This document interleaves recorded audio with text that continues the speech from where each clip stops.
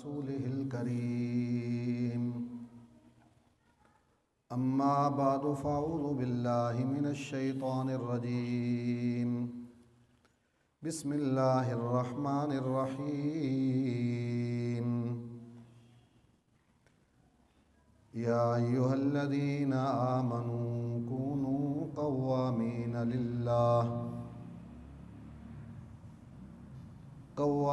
لله شهداء بالقسط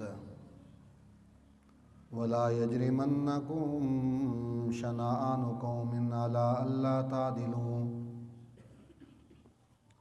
اعدلوا هو أقرب للتقوى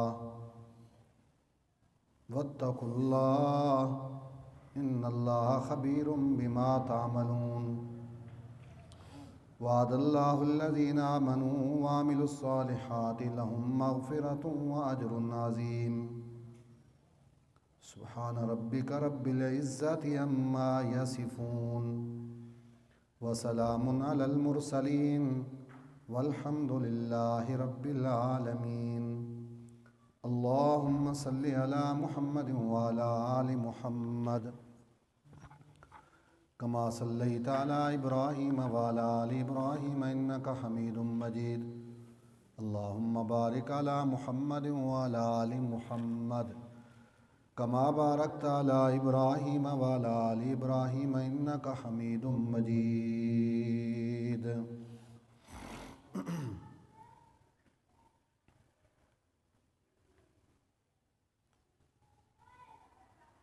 قرآن کریم کے نازل ہونے کے بہت سارے مقصد ہیں جن کو مقاصد القرآن کہا جاتا ہے کہ قرآن کیوں نازل ہوا۔ ان میں سے ایک مقصد ہے اصلاح عقائد، عقیدے کی اصلاح، عقیدہ توحید کہ اللہ وحدہ لا شریک ہے، عقیدہ ختم نبوت کہ رسول اللہ صلی اللہ علیہ وسلم کے بعد کوئی نیا نبی نہیں آ سکتا،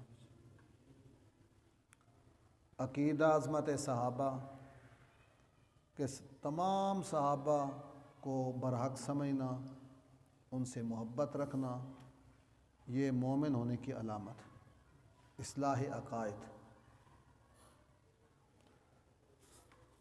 اس کے ساتھ ساتھ دوسرا مقصد ہے اصلاح اعمال، عمل کی اصلاح کہ آدمی قرآن کے مطابق زندگی گزارے، جو جو حکم دیے ہیں قرآن نے مطابق چلے۔ تیسرا مقصد ہے قرآن کا کہ اصلاح اخلاق، ہمارے اخلاق قرآن کے مطابق ہو۔ حضرت عائشہ صدیقہ رضی اللہ تعالی عنہ امی جان سے کسی نے پوچھا کہ رسول اللہ صلی اللہ علیہ وسلم کے اخلاق کیا تھے، تو انہوں نے فرمایا کیا قرآن نہیں پڑھا تو نے؟ کان خلقہ القرآن، آپ کے اخلاق وہی تھے جو قرآن میں۔ کان القرآن یمشی علی الارض، گویا کہ آپ زمین پہ چلتا پھرتا قرآن تھے۔ یہ علمی قرآن ہے اور اللہ کے رسول عملی قرآن تھے۔ اسی طرح قرآن کے مقاصد میں سے یہ ہے کہ ہمارے تمام تر فیصلے اسلامی معاشرے کے، اسلامی مملکت کے فیصلے قرآن کے مطابق ہو۔ ہماری پنچایت، تحکیم، قضاء، عدالت قرآن کے مطابق ہو، تب جا کر ایک فلاحی اسلامی مملکت قائم ہو سکتی ہے۔ نام لینے سے، نعرے لگانے سے اسلامی فلاحی مملکت قائم، ریاست مدینہ تبھی قائم ہوتی ہے جب قرآن سے تعلق ہو۔ مقاصد قرآن کی سمجھ۔ آج جو آیت کریمہ ہم نے پڑھی ہے اس میں حکم ہے حکمرانوں کے لیے بھی، ججوں کے لیے بھی، قاضیوں کے لیے بھی اور عوام کے لیے۔ دو حکم ہیں۔ ایک حکم دیا ہے ججوں کو، عدالتی نظام چلانے والوں کو، اور ایک ہمیں حکم دیا عوام کو کہ انصاف سے کام لینا ہے، گڑبڑ نہیں کرنی۔ اگر انصاف کے مطابق چلو گے، افراط تفریط سے بچ کر، ظلم و زیادتی سے بچ کر، اعتدال کی راہ پہ قائم رہو گے، عدل کے ساتھ، انصاف کے ساتھ، پھر برکت ہی برکت۔ ان اللہ یامر بالعدل والاحسان، اللہ حکم دیتے ہیں عدل و احسان کا، اعتدال کا۔ اس میں کامیابی ہے، ورنہ ناکامی ہے۔ دو حکم اس آیت میں دیے گئے ہیں۔ پہلا حکم کہ گواہی دو تو سچی گواہی دو، جھوٹی گواہی سے بچو۔ حق سچ پہ جو مبنی بات ہے وہ اللہ کی رضا کے لیے کہہ دو بس، چاہے اپنوں کے خلاف ہی کیوں نہ پڑتی ہو۔ تم جو گواہی دینے جا رہے ہو باپ کے خلاف ہے، بھائی کے خلاف پڑتی، دے دو، سچی گواہی دو۔ یہ نہ کہو سمجھو کہ میرے بھائی کا نقصان ہوگا، باپ کا نقصان ہوگا، میں ان کا بھلا کروں، جھوٹی گواہی دوں یا سچی گواہی چھپا لوں، اس کی اجازت نہیں ہے۔ اللہ ان کو بہتر جانتے ہیں، اور اللہ تعالیٰ اپنے بندوں کا سب سے زیادہ خیال رکھنے والے ہیں۔ لہذا تمہیں کسی کے حق میں یا کسی کی دشمنی میں آ کر سچی گواہی چھپانے اور جھوٹی گواہی دینے کی اجازت نہیں ہے۔ پہلا حکم عوام کے لیے، یا ایھا الذین آمنوا، یا ایھا الذین آمنوا، اے ایمان والو، اے مومنوں کلمہ پڑھنے والو، جنہوں نے اقرار کیا ہے رضیت باللہ ربا وبالاسلام دینا وبمحمد نبیا، ہم اللہ کے رب ہونے پہ راضی، اسلام کے دین ہونے پہ راضی، محمد کریم کے نبی ہونے پہ راضی ہیں۔ یہ تمہارے لیے حکم ہے۔ کیا؟ کونوا قوامین للہ، قوامین، مستعد ہو جاؤ، تیار ہو جاؤ، کمر کس لو کہ ہم یہ کام کریں گے۔ قوامین، تیار ہو جاؤ، کمر کس لو، للہ، یہ کام کرنا ہے اللہ کی رضا کے لیے کہ اللہ راضی ہو جائے۔ اقیموا الشہادۃ للہ، گواہی دو کس کو راضی کرنے کے لیے؟ اللہ۔ قوامین للہ، تیار ہو جاؤ، تیار ہو جاؤ، مستعد ہو جاؤ اللہ کی رضا حاصل کرنے کے لیے۔ شہداء بالقسط، کہ گواہی دو تم بالقسط، انصاف کے ساتھ، سچی گواہی دو۔ تمہارے پاس سچی گواہی ہے تو اس کو چھپاؤ مت، جھوٹی گواہی ہے تو اس کے نزدیک مت جاؤ۔ سچی گواہی چھپانی یہ گناہ ہے، اور جھوٹی گواہی دینی بھی گناہ کبیرہ ہے، بدترین گناہ۔ فریضہ ادا کرنا پڑے گا اگر آپ کے پاس سچی گواہی نہیں ہے تو جھوٹ نہیں بولنا۔ کسی کی دنیا کی خاطر، اس کی دنیا بن جائے، مال بن جائے، میں اپنا دین بیچ دوں، جھوٹی گواہی دے دوں، مجھ سے بڑا کون بے وقوف پاگل ہوگا کہ اس کی دنیا بنانے کے لیے اپنا دین تباہ کر رب کو راضی کر لے۔ شہداء بالقسط، گواہی دو انصاف کے ساتھ، سچی گواہی دو، جھوٹی گواہی سے بچو۔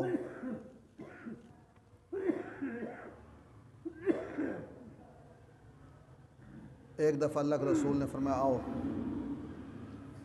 آج میں تمہیں سب سے بڑے گناہ بتاؤں۔ الا اخبرکم باکبر الکبائر، الا خبردار، متوجہ ہو جاؤ۔ کسی غافل کو اپنی طرح متوجہ کرنا ہونا، اردو میں کہتے ہیں خبردار، کہ پھاٹک میں جاؤ لکھو تو خبردار بھائی یہاں پھاٹک کراس کرنے لگے ہو تو ہوشیار ہو جاؤ، آنکھیں بند کر کے نہ آگے جانا، مر جاؤ گے کہیں۔ عربی میں کہتے ہیں الا، خبردار، سوچ سمجھ کے یہ بات سنو، عمل کرو اس سے۔ الا اخبرکم باکبر الکبائر، آپ نے فرمایا کہ آج میں تمہیں سب سے بڑے گناہ نہ بتا دوں؟ نام یا رسول اللہ، ضرور بتائیں۔ آپ نے فرمایا سب سے پہلا اور سب سے بڑا گناہ، کبیرہ گناہ، ہوا ان تجعل للہ ندا، ان تجعل للہ ندا، سب سے بڑا گناہ یہ ہے کہ تو اپنا رب کا شریک بنائے۔ فلاں نبی اللہ کا شریک، فلاں ولی اللہ کا شریک، فلاں بزرگ اللہ کا شریک، وہ قبر والا، یہ ڈیری والا اللہ کا شریک ہے۔ وَهُوَ خَلَقَكَ، حالانکہ تیرا خالق کون ہے؟ اس خالق کے ہوتے ہوئے، اس کو خالق مانتے ہوئے پھر یہ کہنا فلاں بابا جی بھی کرتے ہیں، فلاں بزرگ بھی کرتے ہیں، اس سے بڑا گناہ شرک جو ہے۔ ان الشرک لظلم عظیم، اس دھرتی پر شرک سے بڑا ظلم کوئی نہیں۔ الا اخبرکم باکبر الکبائر هو ان تجعل للہ ندا وهو خلقک، اللہ نے تجھے پیدا کیا ہے، تو اس کے شریک بنا رہا ہے، یہ سب سے بڑا گناہ، کائنات میں سے بڑا گناہ کوئی نہیں۔ دوسرے نمبر پہ فرمایا حقوق الوالدین، حقوق الوالدین، والدین کو ستانا، نافرمانی کرنا، باپ کو پریشان کرنا، ماں کو تنگ کرنا، ان کی اطاعت نہ کرنا، ان کی بات نہ ماننا، ناجائز تنگ کرنا، خرچے مانگنا، ستانا، نافرمان ہو جانا، دلی دکھ پہنچانا، جسمانی خدمت نہ کرنا، یہ سب والدین کی نافرمانی میں آتے ہیں۔ اوپر رب ہے، نیچے اب ہے۔ رب پیدا کرنے والا ہے، اب اس ظاہری دنیا میں باپ پرورش کرنے والا ہے، اور اللہ نے فیصلہ کر دیا ہے وَقَضَىٰ رَبُّكَ أَلَّا تَعْبُدُوا إِلَّا إِيَّاهُ، رب کے بارے میں اللہ نے فیصلہ کیا کہ عبادت اللہ کے سوا کسی کی نہیں ہوگی۔ وَبِالْوَالِدَيْنِ إِحْسَانًا، اور اب کے بارے میں فیصلہ کیا کہ ہر حال میں والدین سے اچھا سلوک کرنا ہے۔ تمہاری دنیا میں اللہ تعالیٰ تمہیں خوشحالیاں عطا فرمائے گا، جو والدین کے ساتھ حسن سلوک کرتا ہے، اچھی خدمت کرتا ہے، کبھی اس کو دنیا میں کسی چیز کی اللہ کمی نہیں آنے دیتے۔ وَبِالْوَالِدَيْنِ إِحْسَانًا، تو دوسرا گناہ کبیرہ ہو گیا والدین کی نافرمانی۔ تیسرے نمبر پہ فرمایا، حدیث میں آتا ہے کہ اللہ کا رسول ٹیک لگا کے بیٹھے ہوئے تھے، پیچھے سیدھے ہو کے بیٹھ گئے، فرمایا وشہادت الزور، الا وشہادت الزور، الا وشہادت الزور، جھوٹی گواہی، جھوٹی گواہی، جھوٹی گواہی بڑا گناہ ہے، بڑا گناہ، بڑا گناہ ہے۔ بار بار آپ کہہ رہے تھے، صحابہ کہتے ہیں ہم نے کہا کاش کہ آپ خاموش ہو جائیں، اتنا آپ نے جھوٹی گواہی کی تردید پہ زور دیا کہ آپ کے چہرے سے تکلیف محسوس ہو رہی تھی کہ آپ جھوٹی گواہی دینے والوں کے بارے میں کتنے پریشان ہیں۔ الا وشہادت الزور، جھوٹی گواہی، جھوٹی، بہت خطرناک کام ہے، اللہ کے نام کی توہین ہے۔ عدالتوں میں کبھی جاؤ نا، جج صاحب کے سامنے جب کوئی گواہ پیش ہوتا ہے نا، تو جج کہتا ہے تو یوں کہہ کہ میں اللہ کو حاضر ناظر جان کر یہ گواہی دیتا ہوں کہ یہ بات ایسے ہے۔ اب اگر جھوٹی بات کے بارے میں کہے کہ میں اللہ کو حاضر ناظر جان کے آتا ہوں کہ یہ بات سچی ہے، اس سے بڑا کوئی جرم ہوگا؟ اس سے بڑے اللہ کے نام کو کوئی توہین ہوگی؟ تو اللہ تعالیٰ یہ اپنے نام کی توہین برداشت نہیں کرتے۔ بچو اس سے۔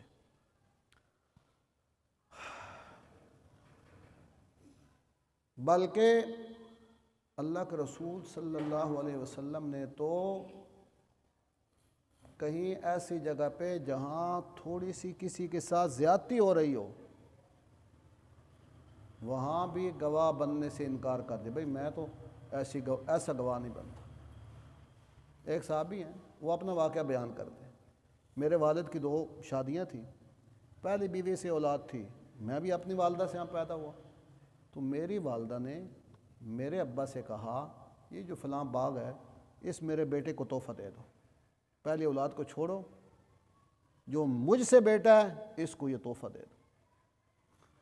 میں نے کہا ٹھیک ہے دیتا ہوں، لیکن ساتھ اماں نے کہا کہ ایسا کرنا جب یہ باغ میرے بیٹے کے نام کرانے لگو نا، رسول اللہ کو گواہ بنا لینا، کم پکا ہو جائے، کرم والی راہ صحیح لینی ہے نا۔ حضور نے گواہ بنائے، وہ صحابی حضور کے پاس آئے، یا رسول اللہ یہ باغ میں نے اپنے بیٹے کو دینا ہے، فلاں بیوی سی جو میرا بیٹا ہے نا اس کو تحفہ دینا ہے، تو آپ گواہ ہو جائیں۔ اس کی امی نے کہا کہ حضور کو گواہ بناؤ۔ آپ نے کہا اچھا یہ بتاؤ کیا جو آپ کی دوسری اولاد ہے اور جو بچے ہیں، کیا ان میں سے ہر ایک کو ایسا باغ دے رہے ہو، برابری کر رہے ہو؟ اس نے کہا نہیں یا رسول اللہ میرے پاس تو ایک ہی باغ ہے، سب کو کیسے باغ دوں گا؟ اچھا، فرمایا اس کو دے رہے ہو دوسروں کو محروم کر رہے ہو؟ جی یا رسول اللہ فی الحال تو ایسے اسی کو دے رہا ہوں، اور تو باغ نہیں ہے۔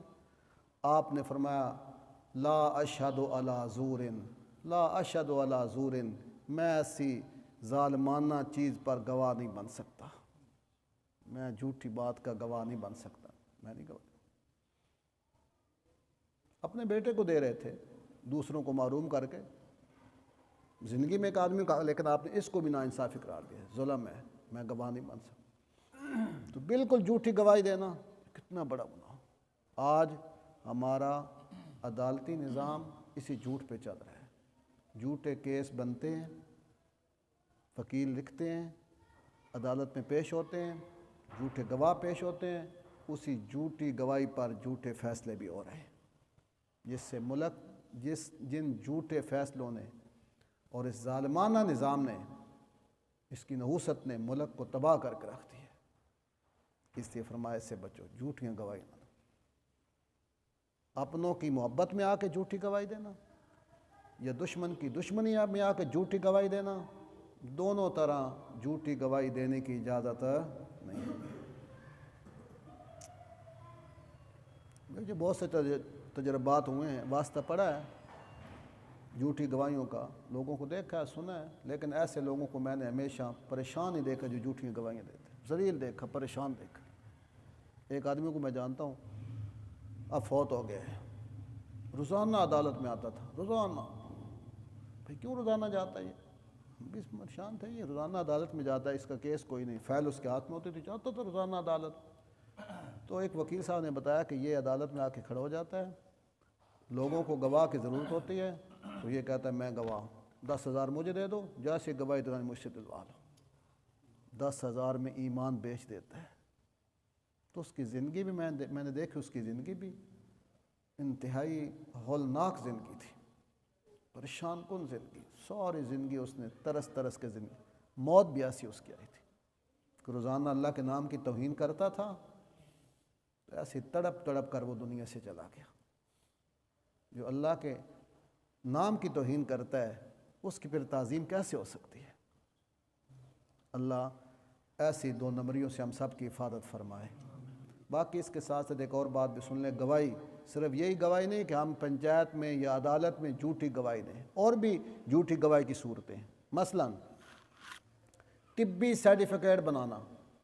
ایک آدمی چھٹیاں کرتا ہے، ملازم ہے، سرکاری ملازم ہے، کسی فیکٹری میں ملازم ہے، چھٹیاں کرتا ہے، اور کسی ڈاکٹر صاحب کو 1,000 2,000 دے کر جھوٹا طبی میڈیکل سرٹیفکیٹ بنا لیتا ہے، تو یہ بھی جھوٹی گواہی ہے۔ اس ڈاکٹر نے اپنے پیشے کے ساتھ دھوکہ کیا ہے، جھوٹی گواہی دی۔ اسی طرح 2 نمبر سند بنوانا، سند میں 2 نمبری کرنا، کوئی استاد بنا کے دیتا ہے سند، ایک آدمی پڑھا حافظ نہیں ہے جی، حافظ صاحب کے سند بنا کے دے دو، لوگ ہمارے پاس آتے ہیں بھائی یہ جو مدرسے کے سند بنا کے دے دو، میں نے کہا کس کو؟ یہ ہے اس نے پڑھا نہیں، 10 نمبر مل جائیں گے ہمارا کام ہو جائے گا، ہم سے جھوٹی گواہی دلاتے ہو یار۔ اس لیے میں نے اپنے مدرسے کی حفظ کی سند چھپوائی ہی نہیں، بورڈ کی سند بس پڑھو، منزل یاد کرو، امتحان دو وفاق کا، وفاق والے جو سند ہماری جاری کریں گے جامعہ ربانیہ کے نام سے ہم تمہیں دے دیں گے، بس پکا کام کرو، مدرسے کی سند نہیں چھپائی۔ بہت مدرسے والوں کو عادت ہوتی ہے بس 2-4 سپارے حفظ کیے، ناظر آگے بھی جمع کر کے 20-25 بچے بنا کے جناب ان کو اپنی سند جاری کر، سب حافظ بن گئے، انا للہ، یہ جھوٹی گواہی ہے۔ ایک اور بھی جھوٹی گواہی ہے جو وقفے سے پاکستانی قوم کو دینی پڑتی ہے، ہم سب دیتے ہیں، مجرم ہیں ہم۔ یہ ووٹ جو ہے، ووٹ یہ بھی شہادت ہے، ووٹ ایک گواہی ہے، شہادت ہے۔ جب میں کسی کینڈیڈیٹ یا امیدوار کے حق میں ووٹ دیتا ہوں تو گویا کہ میں یہ گواہی دے رہا ہوں کہ یہ آدمی جس منصب کے لیے کھڑا ہے اس کا آل ہے، اس کا آل ہے، یہ کام کر سکتا ہے، میں یہ گواہی دے رہا ہوں۔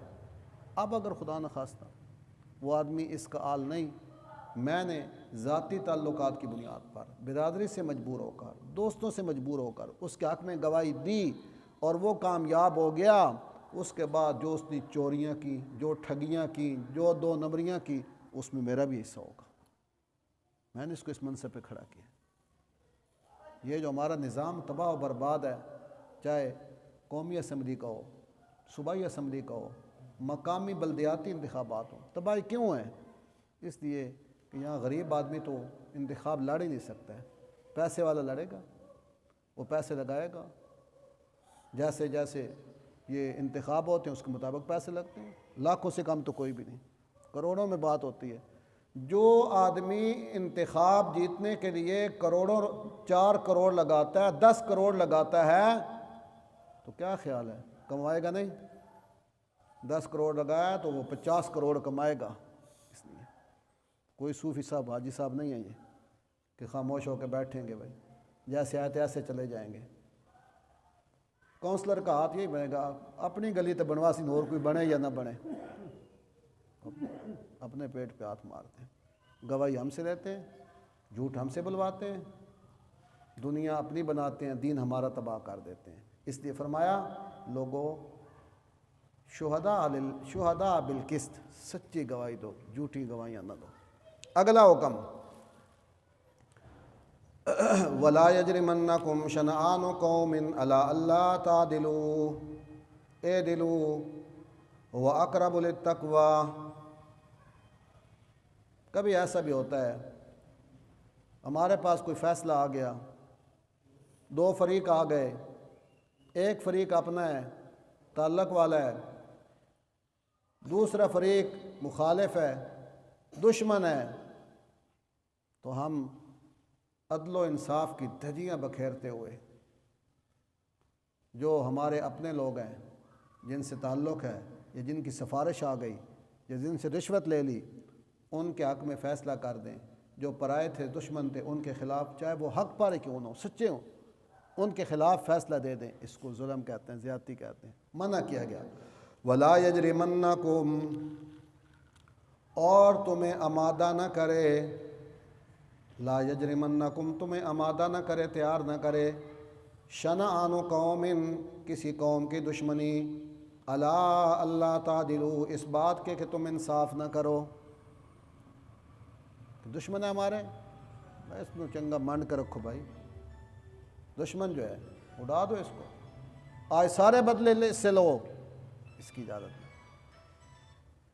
اے دلو، انصاف کرو، انصاف کرو، ظلم سے بچو، انصاف کرو، انصاف کرو۔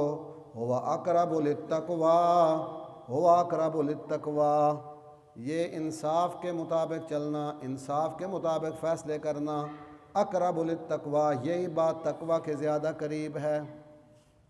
منصفانہ فیصلے کرنے والا متقی پرہیزگار ہے، اللہ کا ولی ہے۔ یہ جج ہے جو اپنے منصب پہ بیٹھا ہوا ہے، اگر صحیح فیصلے کرے تو وہ جنتی آدمی، مسلمان ہو صحیح فیصلے کرے جنتی آدمی۔ ہاں اگر پیسے لے کے فیصلے بیچتا ہے تو رشوت خور ہے، جہنمی آدمی، تو بہت اونچا منصب ہے یہ۔ ہاں جج اپنی پوری کوشش کرے اور حق تلاش کرنے کی کوشش کرے، اس کے باوجود جھوٹا مقدمہ ہو، جھوٹے گواہ پیش ہو جائیں، مقابلہ کوئی کرنے والا نہ ہو، اور یہ بیچارہ جج اس جھوٹے دعویٰ کے مطابق اس جھوٹے آدمی کے حق میں فیصلہ کر دے تو فیصلہ کرانے والا مجرم ہے، جج تو عالم الغیب نہیں ہے۔ خود رسول اللہ صلی اللہ علیہ وسلم نے ارشاد فرمایا، آپ نے کہا کچھ لوگ میرے پاس آتے ہیں، ہوتے جھوٹے ہیں، دعویٰ دائر کرتے ہیں اور ایسی باتیں کرتے ہیں کہ آدمی کہتا ہے کہ اس سے بڑا سچا ہی کوئی نہیں، گواہ بھی ساتھ لے آتے ہیں، اور گواہ بھی ماشاءاللہ ہوئی۔ میرے پاس یہ کیس آیا تھا، یہاں جو گواہ آیا تھا نا میرے پاس، مدعی بھی جھوٹا تھا، مدعی جھوٹا تھا، بالکل جھوٹا تھا، اور تھا بھی مولوی، اور جو اس کا گواہ تھا اس کی اتنی داڑھی، دھنی جتنی داڑھی، بالکل جھوٹا گواہ۔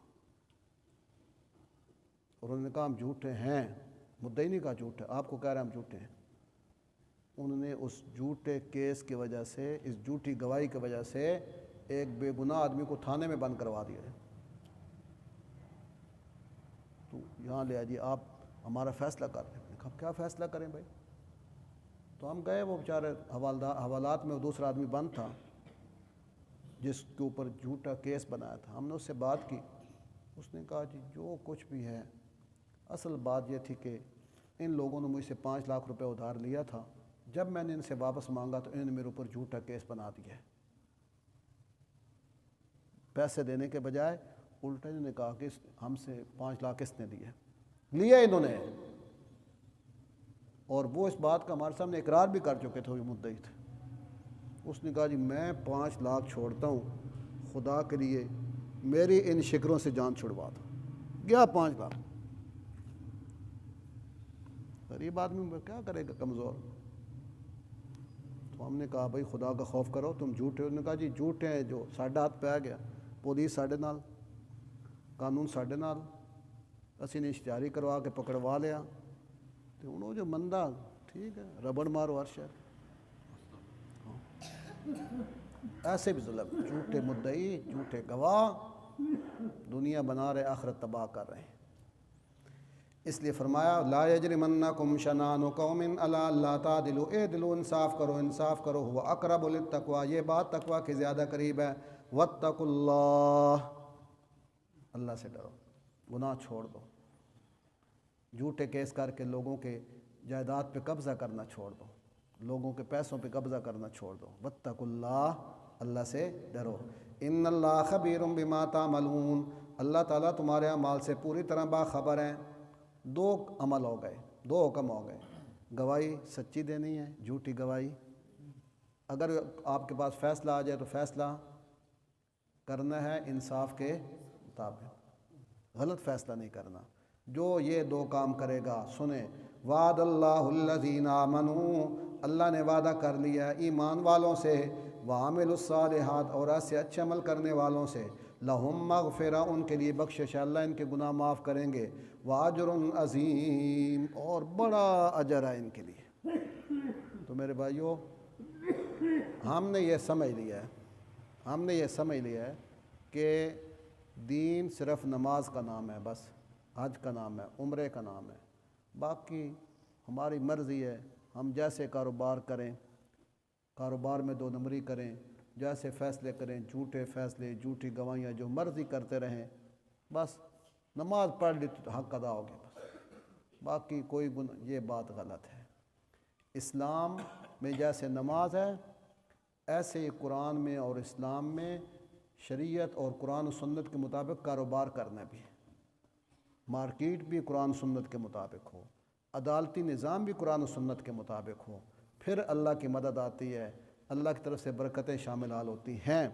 اگر صرف نماز ہی ہو اور کہ جی 2 نمبری بھی کروں، جھوٹ بھی کروں، ظلم بھی کروں، تو پھر یہ اپنے آپ کو دھوکہ دے رہا ہے۔ اللہ امت مسلمہ کے حال پہ رحم فرمائے اور قرآن و سنت کے مطابق زندگی گزارنے کی توفیق عطا فرمائے۔ الحمدللہ رب العالمین والعاقبۃ للمتقین وعلی آلہ وصحبہ اجمعین۔ اللہم وفق